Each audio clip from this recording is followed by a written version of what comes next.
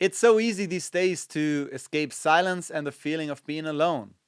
We reach for our phones, we put on music, we listen to a podcast, we watch another video, and some of us even fall asleep with the TV on. Anything to fill the silence. But over the years, I've realized that some of the most important conversations I've ever had were with myself. And that's why I need solitude. So stick with me because I want to share how I learned to embrace solitude and why I think it's something we all need.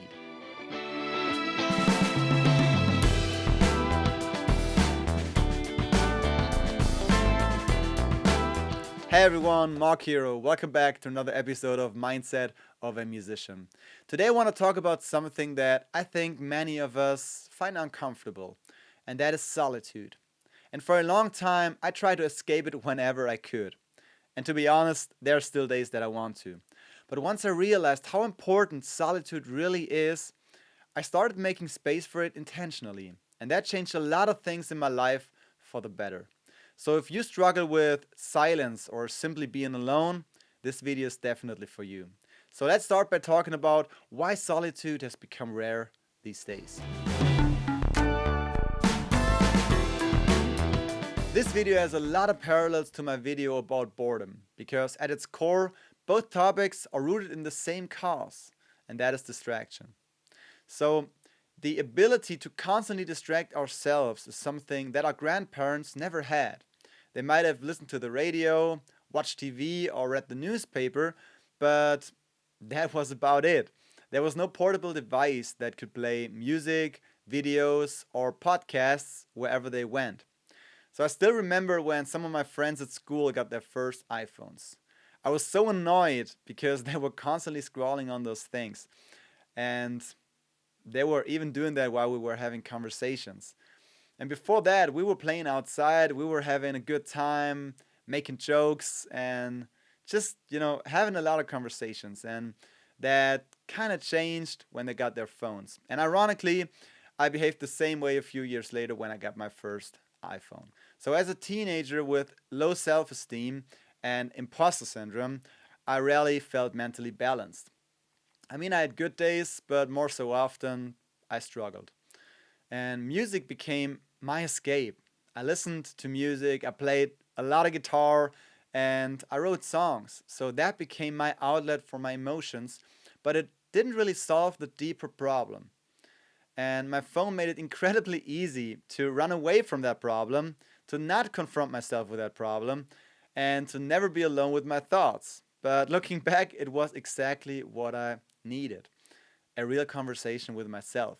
But that didn't happen until I turned 30 years old, because that's when solitude started to change my life.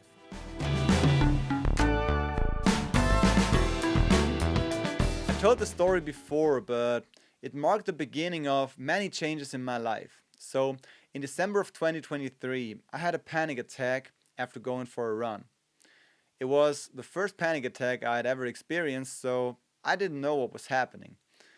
I genuinely thought it was a heart attack, so I called 112. And a few minutes later, I was lying on the floor with my hands and feet completely cramped. I couldn't move, and I didn't realize that I was hyperventilating. So, after the paramedics arrived, they immediately knew what was going on and helped calm me down. So, I finally knew what had happened. But although I knew it, the panic kept coming back again and again. It appeared in random situations and I just couldn't figure out why. So I started reading books about anxiety and panic attacks. I learned the 478 breathing technique to calm myself down whenever the panic returned. And let me tell you that it's really easy when you're relaxed, but it's a totally different story when you're in the middle of a panic attack. So you gotta practice it every single day to be prepared when the panic returns. So it took several months before the panic became less frequent. The breathing exercises helped me to regain control, and for the first time in my life, I was not only treating the symptoms, but now I was trying to figure out and understand the root of the problem. And that meant facing one of my biggest fears, and that is being alone with my thoughts. So I had already started journaling and meditating that year, so I used that time to reflect on my fears and my thoughts. I also started going for walks without my phone. And I was so anxious because what if the panic came back and I couldn't call anyone? But over time, I realized that most of the things I was afraid of never actually happened. So that was one of the biggest lessons I have learned. I also became much more aware of my own behavior. So every time I reach for my phone, I ask myself, why am I doing this? Sometimes it was simple curiosity, sometimes it was the search for a quick dopamine hit, but sometimes it was the attempt to escape an uncomfortable thought or feeling. So I think we need to acknowledge those feelings instead of constantly running away from them, even though it can be really, really difficult and hard at times. So in my case, avoiding them only delayed dealing with what I was actually feeling. So solitude gave me the space to understand my thoughts, my feelings, my fears, and ultimately myself. So in the next chapter, I want to talk about another benefit of solitude, and that is creativity. One of the greatest benefits of solitude, at least for me, is creativity. So solitude often leads to boredom.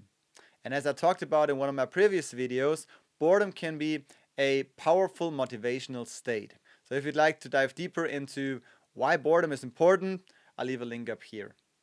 So creativity usually begins with inspiration. And that inspiration can come from the outside world or from within ourselves. The problem is that when we're constantly distracted by our phones or other forms of entertainment, we rarely give ourselves the chance to fully notice either one. So in solitude, we became much more aware of our thoughts, of our surroundings, and ideas that might emerge. So because there's nothing demanding our attention, our minds are free to wander. And that's when our brain usually starts to connect ideas that previously seemed unrelated. And I'm not saying that scrolling on social media, watching TV, or talking to other people is not inspiring. Of course it can be, but it usually is just a spark. We need to light the fire ourselves. One of the best gifts I've received was one of my closest friends. It was a small notebook that he carries with him all the time and everywhere. So whenever an idea comes to his mind, he immediately writes it down without using his phone. And I've adopted the same habit. And not only does it help me capture ideas before they disappear, it also keeps me from getting distracted from everything that is waiting on my phone.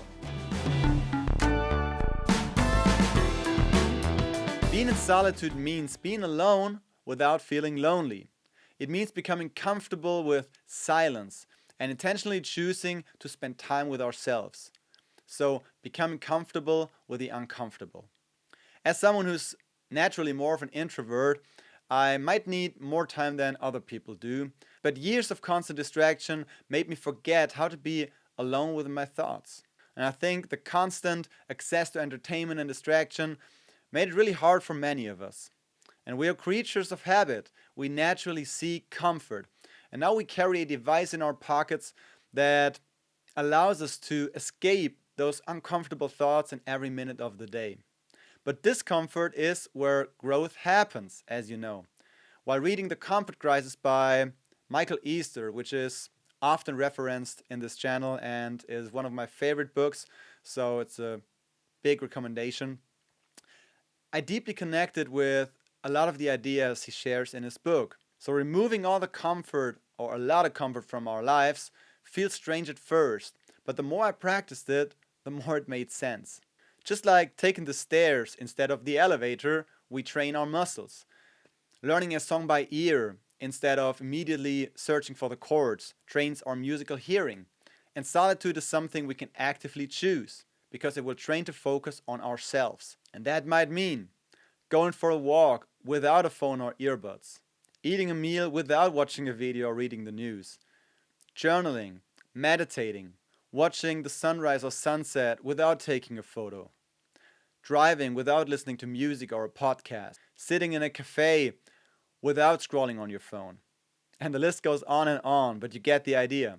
So to me, solitude is the conscious decision to step away from all the noise around us so we can reconnect with ourselves. So try embracing it little by little, and you'll be surprised what you discover. So I hope this video gave you a few reasons to spend more time in solitude. If it did, please leave a like and subscribe to the channel. And if you want to dive deeper into topics like this, feel free to join me in my Mindset Monday newsletter. Link is in the description. So thanks so much for watching, and see you in the next one.